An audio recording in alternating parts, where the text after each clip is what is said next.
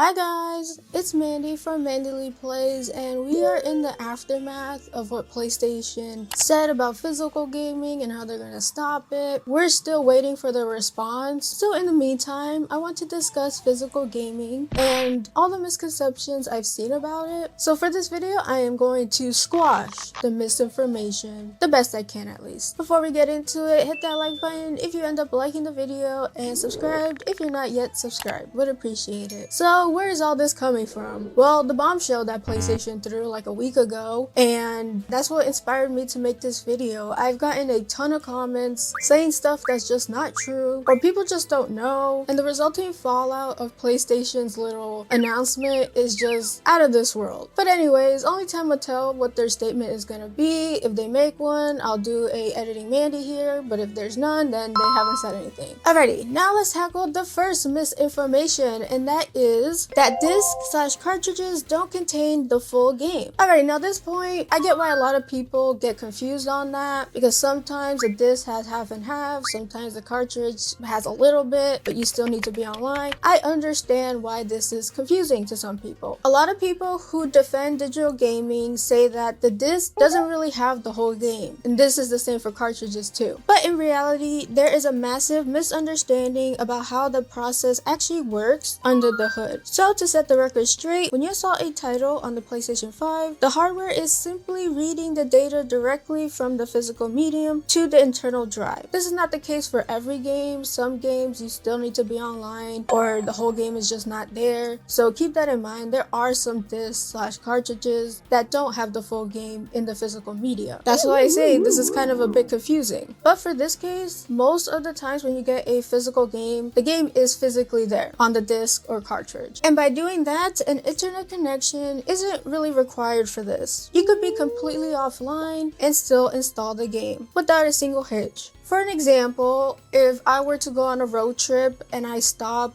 at some Target or something and buy a game, I could then put the game on my Switch and not have to worry about an internet connection. So I could proceed on my road trip with the physical game that I bought. And while yes, you might need internet to update the game, it will hold off updating it until you have internet connection. And if you want to verify this for yourself, there is a website called Does It Play. They maintain an incredible expanding database where contributors test physical games to ensure the software is entirely preserved on the disc. And their testing protocols is impressive, involving playing through significant portions of the main story and side quests while remaining totally disconnected. It is a beautiful tool for anybody who's collecting games physically, or if you're really curious. I will leave their website in the description down below. But anyways, back to what I was saying. This is in stark contrast to digital software, where it is completely tethered to an online connection, making an active internet link a mandatory prerequisite for installation. It is vital to recognize a reality that many corporate apologists ignore, and that is people don't have access to high-speed internet, and having games be physical helps that problem out a lot. And there's also the fact that these games are huge.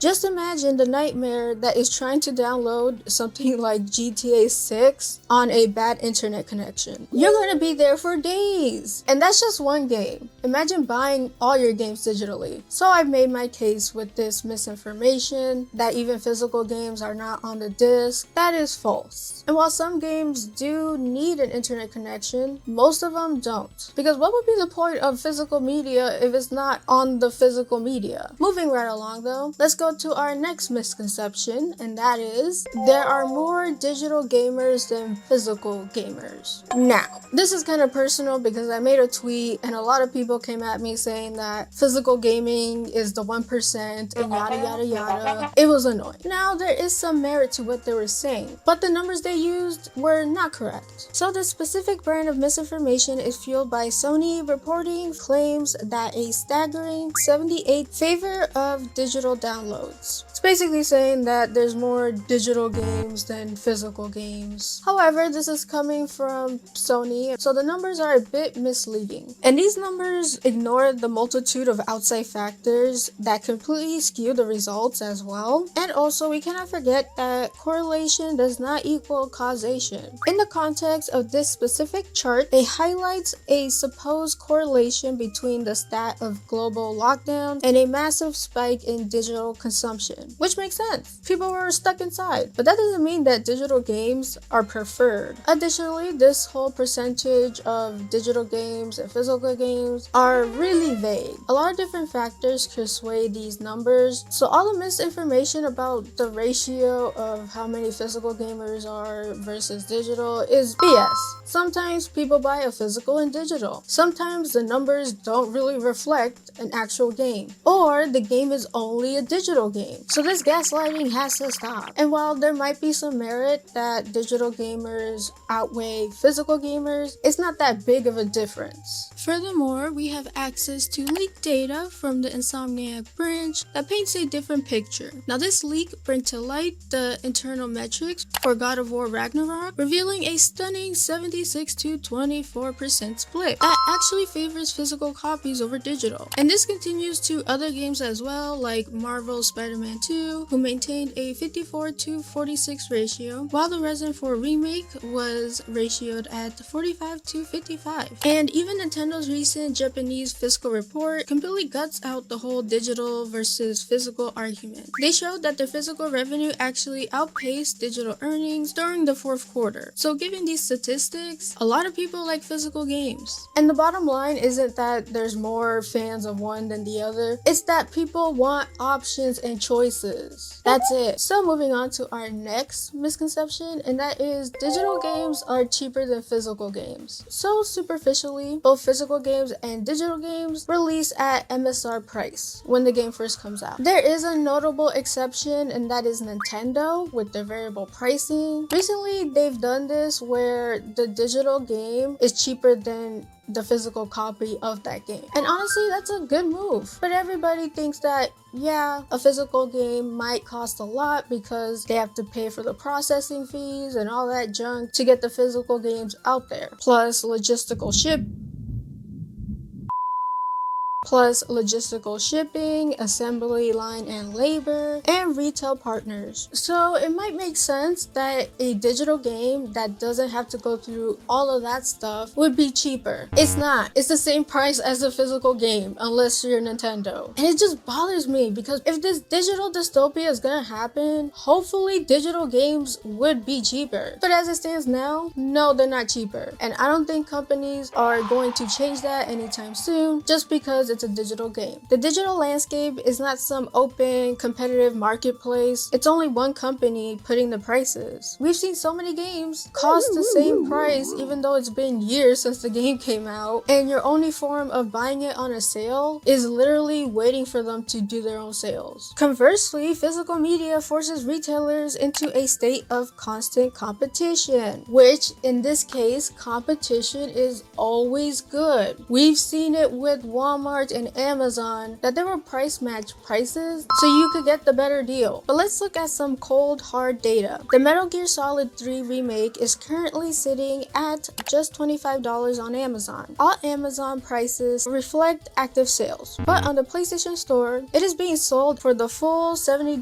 MSRP, despite the fact that this game has been out for a significant amount of time. Another example is the Silent Hill 2 remake is $30 on Amazon, but when you go to the PlayStation Store, it is, not surprisingly, $70. And I've seen that with other games too. And there's also the fact that you could buy used games when they're physical. So the claims that digital games are cheaper aren't really true unless it's Nintendo and a select few of their games. And plus the fact that you're tethered to one online shop is not the best either. I don't know, it's so funny that these companies want us to go to digital so bad, but they rarely give us incentives to go digital. They're literally trying to ice out every other option for the consumer, where if they just gave some good incentives, people will listen. Now for the next misconception, and that is you need internet for patches. So let me break it down for you. First of all, if a publisher is releasing a title in a broken state, then that is a major red flag. However, the sweeping claim that the base version is just so unplayable you can't play it is mostly false. While yes, some games definitely do need that day one patch, there are some games that don't. It's hard to believe, but yes, some games don't need a day one patch. The overwhelming majority of single player, narrative driven physical releases can be experienced and completed from start to finish without updating it at all. And this is what the community calls a 1.0 version. Zero updates, no network access, just the pure data that was actually shipped to your door. So yeah, that misconception is actually pretty common, but in reality, some games are good right out the box. You don't really need to update it at all. You can still play the game, although there are some games that are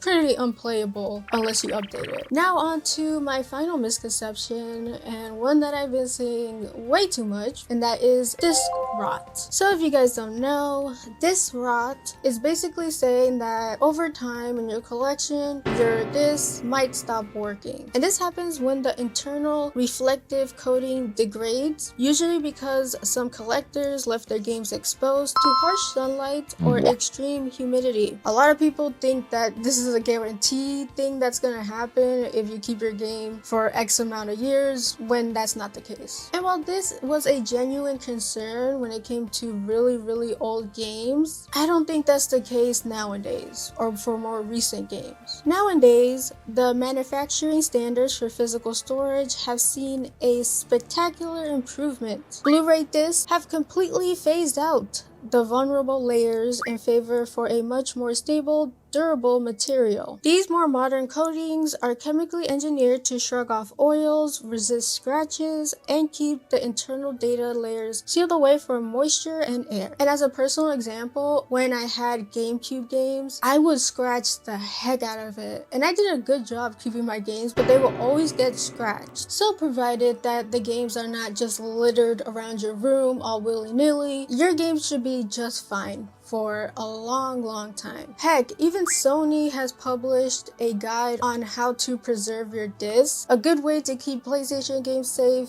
is basically don't rip and tear them, don't leave them out in the open, just put them in your case and leave it in a nice dry space. Now cartridges are a completely different story, but as long as you take care of it, it should be fine. And quoting Sony from their own documentation, the estimated life expectancy is anywhere near 30 to 100 years, and it specifically states that the longevity of the media is determined entirely by how the consumer handles the product. But yeah, the whole misconception that your games are not going to last in the next 5 years is false. It's entirely based on how you take care of them. So if your game breaks, that's a you problem. So that is the end of the video. I hope you guys enjoyed. Please let me know if you found this video helpful or have any questions in the comments down below. If you liked the video and found it helpful, then please hit that like button. And if you like this channel and would love to see more content from me, then consider subscribing. So with all that being said, I hope you guys have a beautiful, wonderful rest of your day. And as always, play a good game. Peace.